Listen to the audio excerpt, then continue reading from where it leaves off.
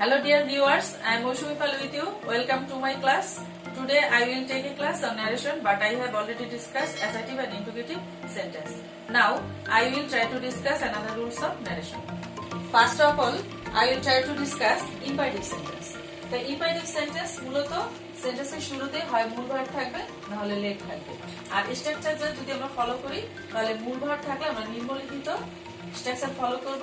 তাহলে প্রথমে আসবে সাবজেক্ট অর্থাৎ রিপোর্টিং ভার্বের সাবজেক্ট প্লাস সেড টু এর পরিবর্তে অ্যাডভাইসড, অর্ডার, রিকোয়েস্টেড, টোল্ড বসে plus object plus comma inverted comma উঠে গিয়ে টু প্লাস এক্সটেনশন। তো এই ক্ষেত্রে আমাদের খেয়াল রাখতে হবে যদি সেন্টেন্স দ্বারা উপদেশ বোঝায় তাহলে হবে অ্যাডভাইস, যদি আদেশ বোঝায় তাহলে হবে অর্ডার, যদি অনুরোধ বোঝায় তাহলে হবে রিকোয়েস্টেড, আর যদি আদেশ, উপদেশ, অনুরোধ কিছুই না বোঝায় তাহলে আমরা লিখবো টোল্ড। ফর এক্সাম্পল হিসেবে আমরা এই সেন্টেন্সটা দেখতে পারি রানা সেড টু রুমি। তাহলে রানা রুমিকে বলল leave this room at once, এক্ষুনি রুমটা ত্যাগ করো। তাহলে রানা রুমিকে অর্ডার করছে মানে আদেশ করছে। তাহলে আমরা প্রথমে রিপোর্টিং ভার্বের সাবজেক্ট লিখবো রানা, সেড টুর পরিবর্তে অর্ডার, তারপর অবজেক্ট রুমি, কমা ইনভার্টেড কমা উঠে গিয়ে টু প্লাস প্রশ্নের বাকি অংশ। আরেকটা জিনিস মনে রাখতে হবে টুর পরে ভার্বের কোনো পরিবর্তন হবে না, আর দিস থাকলে ইন্টারেক্ট করার সময় দিসকে দ্যাট বানাতে হবে প্লাস এক্সটেনশন। আমরা সেকেন্ড এক্সাম্পল দেখছি Suman shed to me, Suman আমাকে বলল please give me a glass of water. তাহলে সুমন আমাকে বলল দয়া করে আমাকে এক গ্লাস পানি দিন। তাহলে এখন এখানে আমাকে বুঝতে হবে যে সেন্টেন্স দ্বারা আদেশ বোঝানো হয়েছে নাকি অনুরোধ বোঝানো হয়েছে নাকি উপদেশ বোঝানো হয়েছে। তাহলে সেন্টেন্স দ্বারা বোঝানো হয়েছে অনুরোধ, তাহলে আমরা প্রথমে রিপোর্টিং ভার্বের সাবজেক্ট লিখব সুমন, সেড টুর পরিবর্তে রিকোয়েস্টেড প্লাস অবজেক্ট মি, কমা ইনভার্টেড কমা উঠে গিয়ে টু, আর এখান থেকে আমরা প্লিজটা বাদ দিয়ে দেবো কারণ যেহেতু এখানে আমরা রিকোয়েস্টেড লিখছি এজন্য প্লিজ লেখার কোনো প্রয়োজন নেই, প্লাস ভার্বের প্রেজেন্ট ফর্ম। আমরা আবারও বললাম যে টুর পরে সবসময় ভার্বের প্রেজেন্ট ফর্ম বসে। তাহলে এখন এখানে আমার একটা অবজেক্ট আছে, এটা কোন পারসন? First person. তাহলে আমরা সেই পারসনের রুল যদি ফলো করি তাহলে ফার্স্ট পারসন পরিবর্তন হবে রিপোর্টিং ভার্বের সাবজেক্টের সাথে। তাহলে রিপোর্টিং ভার্বের সাবজেক্ট কি আছে? সুমন। তাহলে আমরা সুমনের অবজেক্ট কি লিখবো? হি প্লাস প্রশ্নের বাকি অংশ a glass of water. Next, I will try to discuss another rule. সেন্টেন্সের শুরুতে যদি do not plus verb one থাকে তাহলে আমরা নিম্নলিখিত স্ট্রাকচার ফলো করব। প্রথমে লিখতে হবে সাবজেক্ট অর্থাৎ রিপোর্টিং ভার্বের সাবজেক্ট প্লাস সেড টুর পরিবর্তে অর্ডারড অথবা told plus comma inverted comma উঠে গিয়ে not to plus extension. For example the teacher said to the students do not waste your time. এখানে আমরা প্রথমে রিপোর্টিং ভাবে সাবজেক্ট লিখলাম দ্য টিচার, যেহেতু এখানে শিক্ষক ছাত্রছাত্রীদেরকে বললো তোমরা তোমাদের সময় অপচয় করো না। তাহলে এই ক্ষেত্রে এই সেন্টেন্স দ্বারা মূলত আদেশ বোঝানো হয়েছে। যদি আদেশ বোঝানো না হয় সেই ক্ষেত্রে আমরা কিন্তু এই সেড টুর পরিবর্তে টোল্ড লিখতে পারি। এর জন্য আমরা সেড টুর পরিবর্তে order plus object the students, comma inverted comma উঠে গিয়ে নট টু ওয়াস্ট। এখন এখানে আমি দেখবো ইউ কোন পারসন, তাহলে ইউ হচ্ছে সেকেন্ড পারসন। তাহলে যেহেতু সেকেন্ড পারসন পরিবর্তন হবে রিপোর্টিং ভার্বের অবজেক্টের সাথে, এখানে আমার রিপোর্টিং ভার্বের অবজেক্ট হচ্ছে দা স্টুডেন্টস। তাহলে আমরা স্টুডেন্টস এর সাথে চেঞ্জ করব। স্টুডেন্টস এর সাথে চেঞ্জ করলে স্টুডেন্টস এর পসেসিভ ফর্ম হবে দেয়ার প্লাস প্রশ্নের বাকি অংশ। তাহলে আমার উত্তরটা দাঁড়াবে the teacher order the students not to waste their time. এখন আমি ইম্পারেটিভ সেন্টেন্সের আরো দুটি রুল নিয়ে আলোচনা করব। যেমন সেন্টেন্সে যদি লেট আস অথবা লেটস থাকে তাহলে বুঝতে হবে এই সেন্টেন্স দ্বারা প্রস্তাব বোঝানো হয়েছে। লেটের পর যদি আস অথবা লেটস থাকে তাহলে বুঝতে হবে যে সেন্টেন্স দ্বারা প্রস্তাব বোঝানো হয়েছে। সেই ক্ষেত্রে আমরা নিম্নলিখিত রুল ফলো করব। প্রথমেই আমরা লিখব রিপোর্টিং ভার্বের সাবজেক্ট প্লাস সেডের পরিবর্তে propose proposed to plus object plus comma inverted comma উঠে গিয়ে দ্যাট প্লাস উই অথবা দে প্লাস শুড প্লাস মূল ভার্ব প্লাস পোস্টের বাকি অংশ। For example, he said to me let us go home. আমরা এই রুল অনুযায়ী যদি করি তাহলে আমরা দেখতে পাই প্রথমে আমরা লিখব রিপিটিং ভার্বের সাবজেক্ট। তাহলে রিপিটিং ভার্বের সাবজেক্ট আছে হি, সেডের পরিবর্তে প্রপোজড প্লাস অবজেক্ট। এখন কমা ইনভার্টেড কমা উঠে গিয়ে আমরা এখানে কি ব্যবহার করব, দ্যাট। আচ্ছা, দ্যাট এর পর এখানে কিন্তু লেখা আছে উই অথবা দে। এই ক্ষেত্রে একটু খেয়াল রাখতে হবে যে রিপিটিং ভার্বের সাবজেক্ট এবং অবজেক্ট। তাহলে এখানে দেখো রিপিটিং ভার্বের সাবজেক্ট হি থার্ড পারসন আর অবজেক্ট হচ্ছে মি ফার্স্ট পারসন। তাহলে সেই ক্ষেত্রে এই আস হয়ে যাবে উই প্লাস আমাদের সূত্র অনুযায়ী হবে শুড। শুডের পরে ভার্বের প্রেজেন্ট ফর্ম। তাহলে এখানে আমাদের ভার্ব আছে গো, তাহলে গোর কোনো পরিবর্তন হবে না প্লাস পোস্টের বাকি অংশ।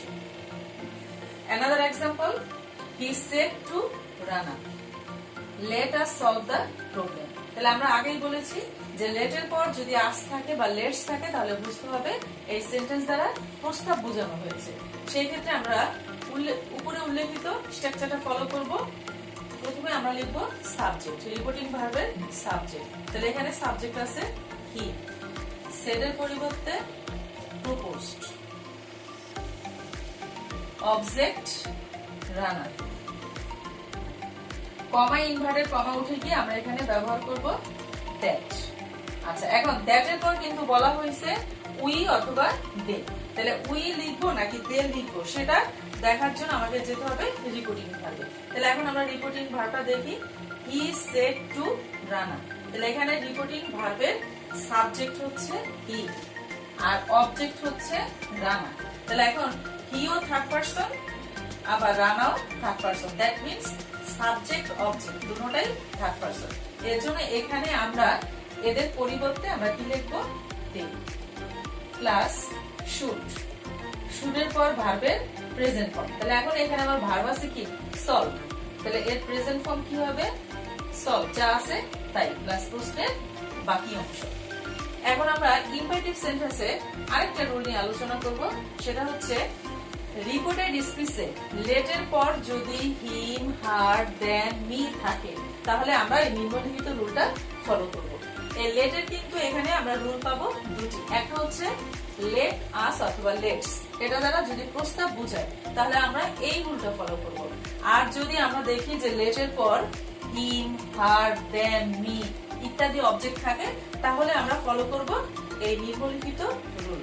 তো সেই ক্ষেত্রে আমরা স্ট্রাকচার অনুযায়ী প্রথমে আমরা লিখব কি, রিপিটিং ভার্বের subject plus said plus comma inverted comma উঠে গিয়ে দ্যাট প্লাস সাবজেক্টের subject form plus might plus মূল ভার্ব প্লাস পোস্টের বাকি অংশ। ইম্পারেটিভ সেন্টেন্সের আমরা আরেকটা एग्जांपल দেখি। He said let them play.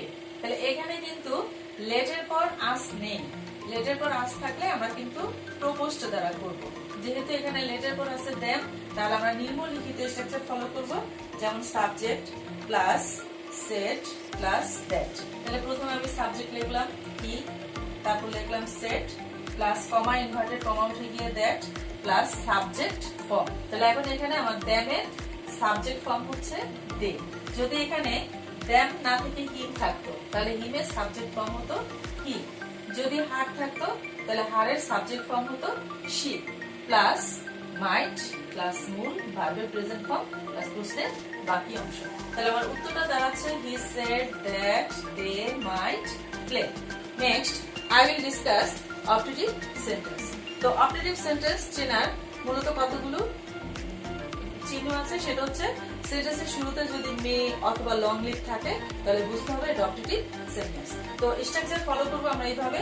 প্রথমে আমরা লিখব সাবজেক্ট প্লাস প্রেড অথবা wished plus object plus comma inverted comma উঠে গিয়ে দ্যাট প্লাস সাবজেক্টের পরিবর্তন অর্থাৎ রিপোর্টেড স্পিচের সাবজেক্টের পরিবর্তন plus might plus verb one. Operative সেন্টেন্সের একটা উদাহরণ দেখবো আমরা এখন। The teacher said to the student may you be happy. তাহলে আমরা স্ট্রাকচার অনুযায়ী প্রথমে সাবজেক্ট লিখবো দ্য টিচার, তারপরে সেড টুর পরিবর্তে wished plus object the student, comma inverted comma উঠে গিয়ে দ্যাট, তারপর রিপোর্টেড স্পিচের সাবজেক্টের পরিবর্তন। তাহলে রিপোর্টেড স্পিচের সাবজেক্ট আছে ইউ, তাহলে ইউ কোন person? Second person. Second person পরিবর্তন হবে রিপোর্টিং ভার্বের অবজেক্টের সাথে। তাহলে অবজেক্ট আছে স্টুডেন্ট, তাহলে স্টুডেন্টের পরিবর্তে আমরা প্রোনাউন কি লিখবো? হি অথবা শি প্লাস মাইট প্লাস প্রশ্নের বাকি অংশ।